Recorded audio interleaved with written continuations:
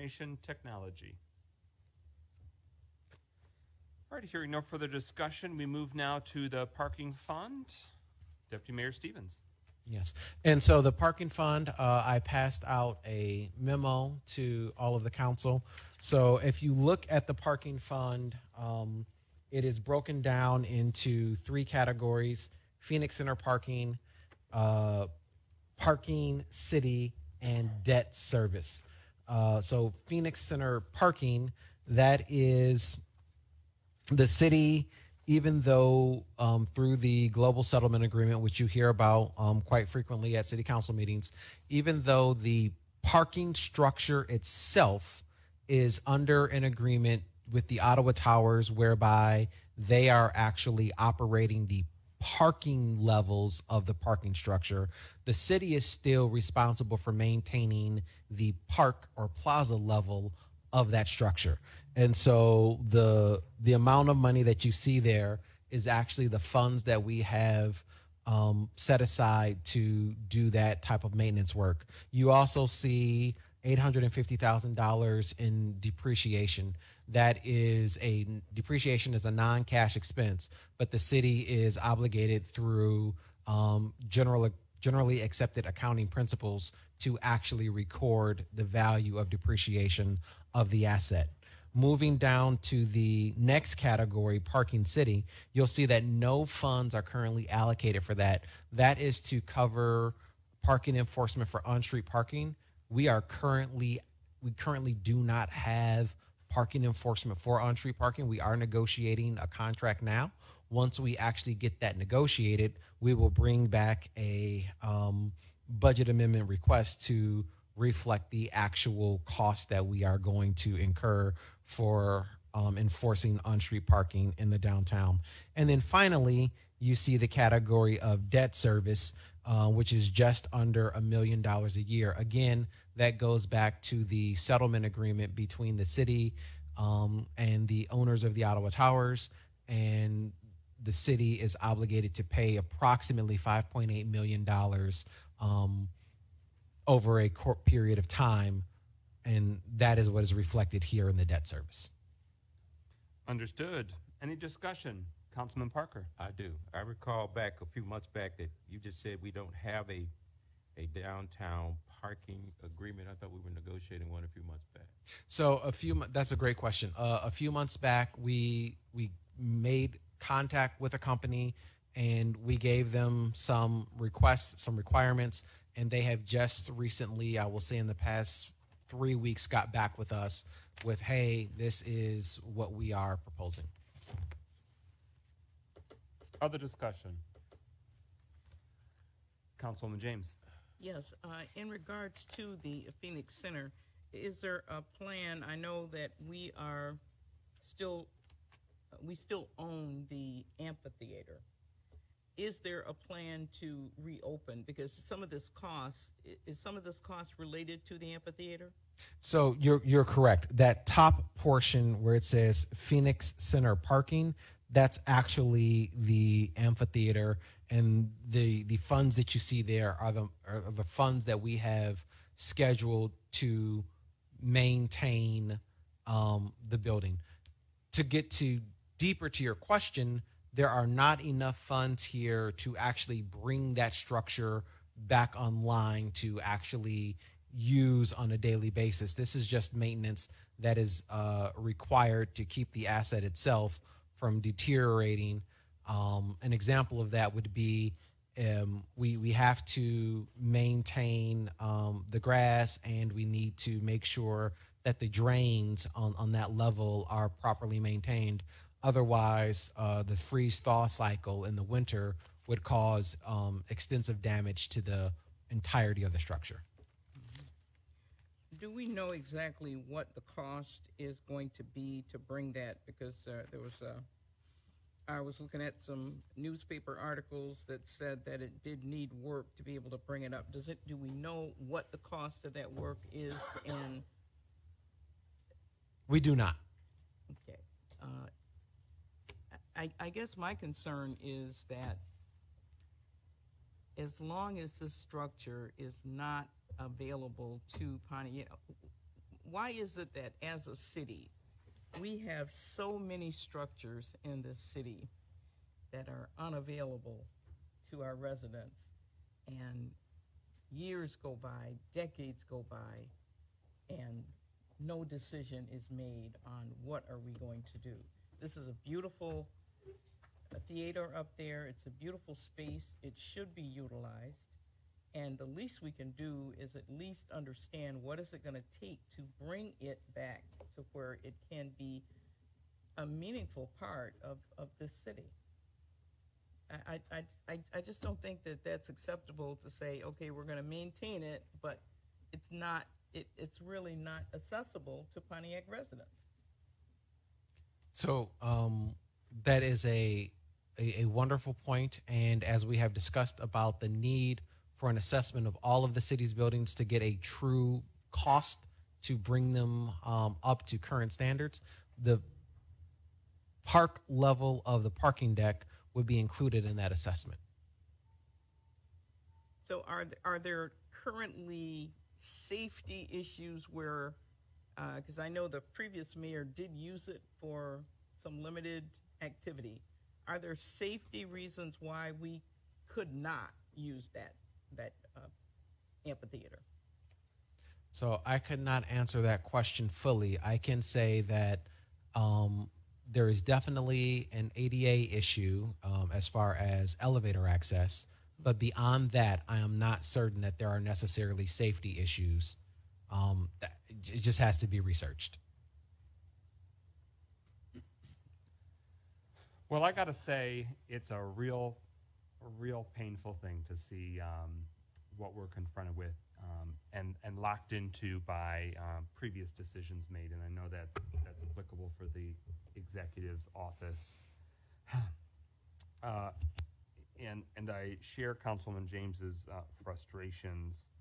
We have heard at the Planning Commission how Tarek Dinha, who is represented himself as essentially the primary owner of Ottawa Towers at this point, has done some sort of stopgap work that's necessary or, would prevent further deterioration of the amphitheater itself. Have we heard from the new or present Ottawa Tower ownership structure that is seeking recompensation for that work, or is that essentially they're wanting to do that as a good faith measure so that way it's beneficial for the utilization of their buildings and the facility arrangements that allow them for parking, et cetera?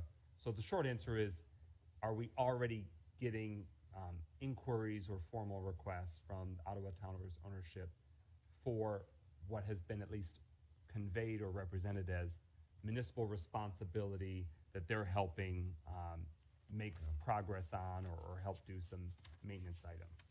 Mayor Brimel? So we haven't fully worked that out, and I do want to acknowledge Councilwoman James's point, which is clearly we need to come up with a comprehensive plan moving forward for the structure as a whole. Obviously the parking portion of that structure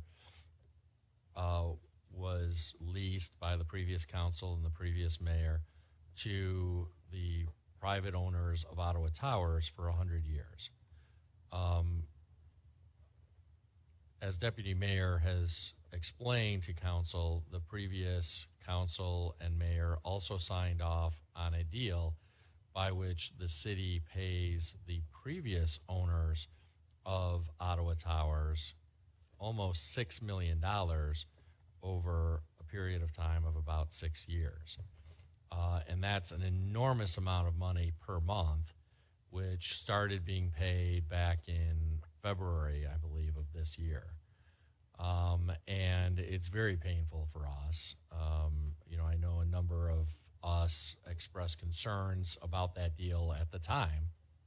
And now we as elected leaders, all 8 of us as elected leaders, but ultimately the people of Pontiac are left with the consequences of that poor decision making. So it is very painful. We, under the terms of that agreement, as a city, have obligations in terms of maintaining the plaza on the roof of the parking structure and the amphitheater. You're right, President McGinnis, that Tarek Dinha, who is now the sole owner or primary owner of Ottawa Towers after some other previous owners were recently bought out, is my understanding, that he is or has been maintaining the plaza and amphitheater to some degree. I have heard secondhand from city staff that Mr. Dinha has indicated that he's doing that at no charge to the city out of essentially his generosity. I don't know if he's planning to do that for some time in the future, but apparently his initial indications have been that what he's done to this point is just as a benefit to the community or the city, not because he's expecting compensation for it. Thank you. A follow-up question. It's very minor, but $325 is the current fiscal year's activity for Phoenix Center project. Do we know what that's referencing? Is it something related to the former mayor's State of the City address, or it's a random and small amount, but I just want to know if it's indicative of something larger that we need to look for in the coming fiscal year. So in the current fiscal year, I am not certain what that is. Director Caring, Sakar, do you know? No. Okay. So not sure, but as you can see, it is not included in the upcoming fiscal budget. So when we see building maintenance, 160,000 was what kind of where we're at with this current fiscal year, at least so far. 75,000 is what's earmarked. Is that sort of a placeholder 75,000, or is there explicit action that is tethered to that? No. So that 75,000 does have explicit action. That is the estimated cost to just maintain the drains and the grass on the park level. It's not the actual cost of going in, fixing the elevator and fixing the bathrooms, rerunning the electrical wire. Those are all things that need to be assessed as to how deep is that actual damage. And Mayor Grimo, I don't want to go too far over my skis here, but I recall you referencing some pursuit of federal funding as it relates to the Phoenix Center. Did that materialize, or is that materializing at a date uncertain? It has materialized. I was literally just about to bring this up. Okay. We cannot take direct credit for this because this was based on a request put in a year ago by the previous administration. We have put in our own request for funding with federal government and with Congress people, and some of that is bearing fruit, and we'll hopefully have some news to share about that soon.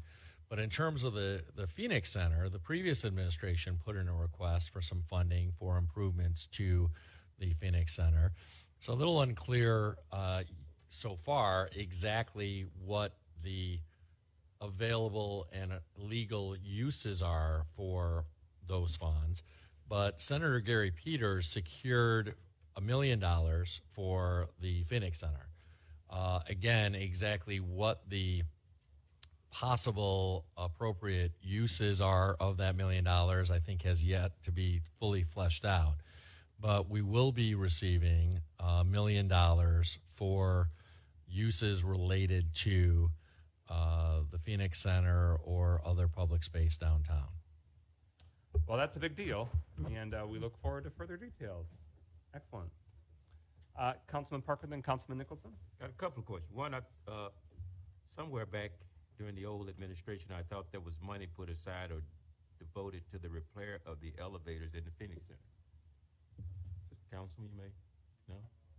I thought I remember hearing something about that. There was a lot of discussion, remember, in terms of how they wanted, before they entered into the agreement, and as to how they wanted to approach it, because there was discussion of floating bonds and everything else, because there was an assessment done and the cost, a breakdown of the cost, but they didn't agree to getting the elevators done. Okay. And is there any monies to be realized by the rental of one of the Ottawa Towers by the Norwegian company? I don't believe that's the case, I believe there is a Norwegian company that is leasing space in one of the office towers by the name of the Hatchery, I believe, is the name of that Norwegian company. But I'm not sure of the details to that. I don't believe they have an ownership interest, but obviously we collectively are not always privy to behind-the-scenes ownership interest. Okay. But to just go a little bit deeper, the city does not receive any income from leasing of the two Ottawa towers. And additionally, if the towers sell parking spots, we don't receive money from that either. The only portion of the parking structure that is under our direct control, so that we would receive any revenues from, is the plaza level. Okay. And then my last question, is there any plans to do anything to the Phoenix Center proper because of the planned or discussion concerning the reworking of Woodward Loop? The short answer is no. In theory, some changes to the Phoenix Center could be made as part of the reconfiguration of the loop. And when I say in theory, what I mean to say is there could be logical sense to doing something like that. But I think we really would not be able to do anything along those lines at this point without the sign-off of Ottawa Towers, because anything that would impair parking in the Phoenix Center, like changing the configuration of the parking structure or demolishing a portion of the parking structure to reconnect Saginaw Street, anything like that that would impair Ottawa Towers' parking lease would obviously be problematic. And in fact, it was the emergency managers and the then elected mayor's efforts to do things like that in violation of easement rights held by Ottawa Towers that led to this years-long lawsuit that ended up costing the city of Pontiac millions and millions and millions and millions of dollars. And so we certainly would not want to go down the road of doing anything to impair this 100-year lease unless we were on very solid ground or unless we had the support and agreement of Ottawa Towers. Thank you. Councilman Nicholson. The repairing of the roof and taking those pieces down, is there additional work that's to be done? I think I remember there was a structural review of the beams. Yeah, the short answer is yes. We want to make sure that the beams are in good shape. The initial structural review, however, has at least preliminarily indicated that the steel structure is in good shape, as I understand it. So that's good news as well. There's still, I think, processing of the insurance claim for the damage to the canopy itself and for the cost of removing the shreds of the canopy. So we'll keep you posted as we learn more about the outcome of that insurance claim. The question moving forward is, do we maintain the steel superstructure there and put up a new canopy over it, or is some other roof structure a more sensible approach moving forward? So that would be one of the questions to be determined by the overarching assessment that Councilwoman James wisely said we should do. Thank you. Others that wish to be recognized. So, obviously, with a federal earmark or a federal appropriation, that would change the game as it relates to the Phoenix Center building maintenance possibilities, with many caveats added to that. What would be helpful to me is to understand, we're seeing the beginning and ending fund balance. Is that real life? Am I looking at that, with the mayor's recommended budget, that there's in the parking enterprise fund almost $7.7 million, or is that a misinterpretation on my part? How should I understand what's going on with the parking enterprise fund? Is it semi-standalone or not? So I think you touched on pretty much all the relevant points there. The direct answer to your question is that fund balance that you see reflected there is an accurate number, but in peeling it back is not comparable to, say, general fund, because this does involve some fixed assets within the mix there. Okay, that's good to know. So I can put together probably a more relevant breakdown, but it's not as if it's all liquid in terms of just cash available in cash and liquid assets. We may not need to have that for this juncture of the budget process, but that'd probably be really illuminating, especially when we get a clearer sense of the timing and restrictions on federal appropriations, to know what elements we're dealing with. I agreed, and I would encourage you, Director, to provide a breakdown to council and for us in the mayor's office how the stated on paper assets in the parking fund work. That is to say, what actually makes up that paper figure of that level of assets. Because if it's not all liquid or not all cash, and some of it is in fixed assets, we should know what those fixed assets are. And longer term, as we stare this almost $6 million liability in the face that the previous mayor and council put in place, we need to know how much liquid assets are in the parking fund to cover that.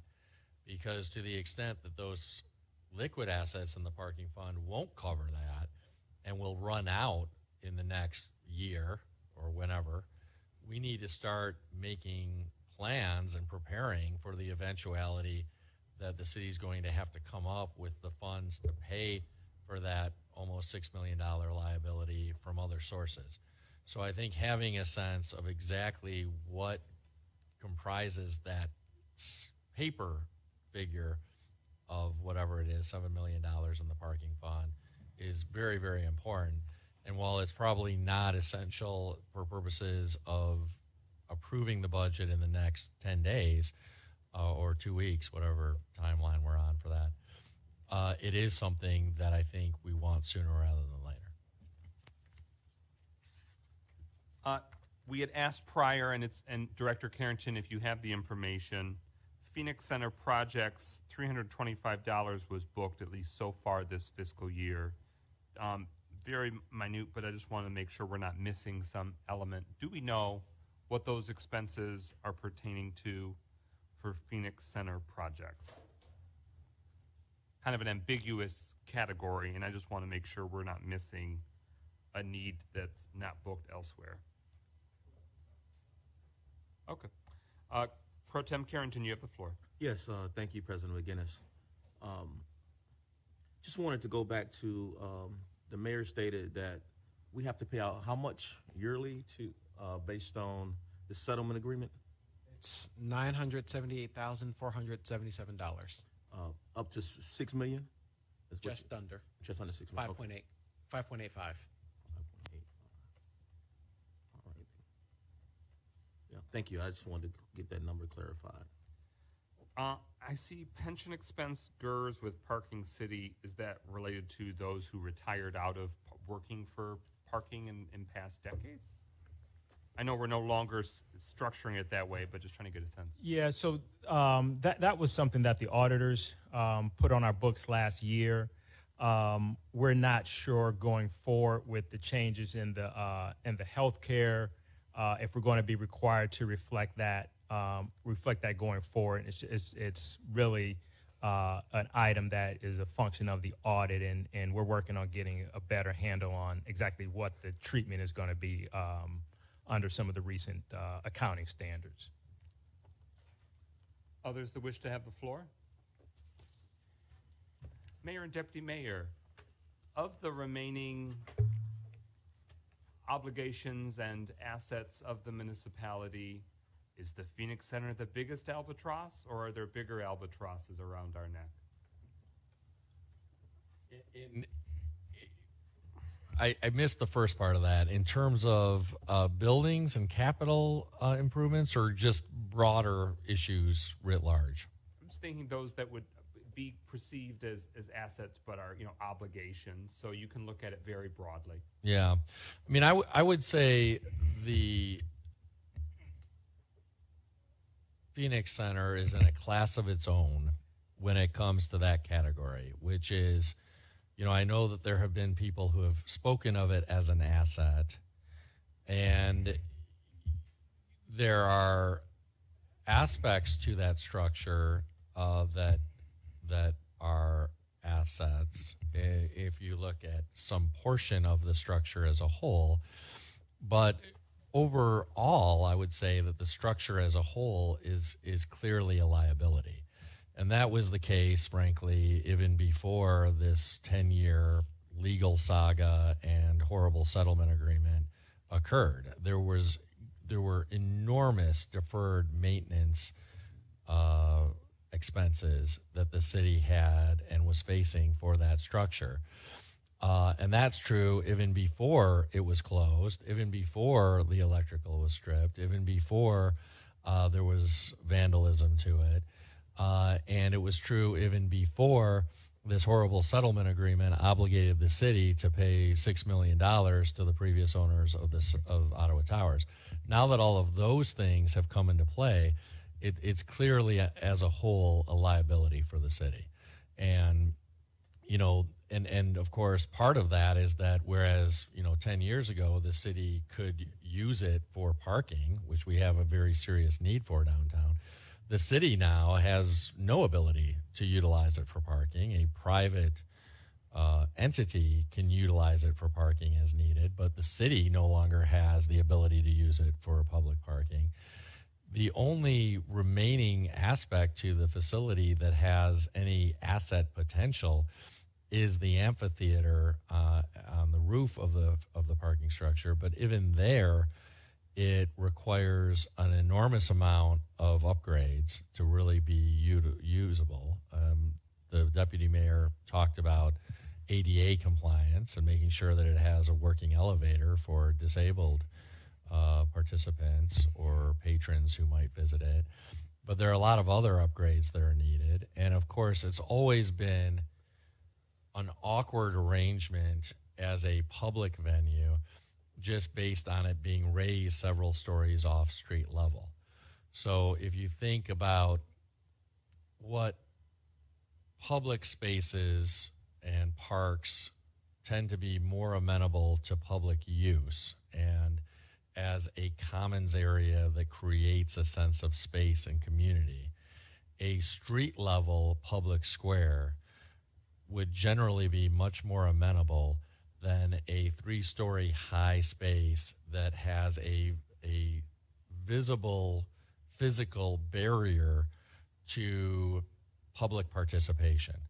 Having to walk up giant flights of stairs, having a giant concrete facade that is not aesthetically pleasing are not aspects you would generally today design as amenable to a sense of community, a publicly accessible and aesthetically pleasing space.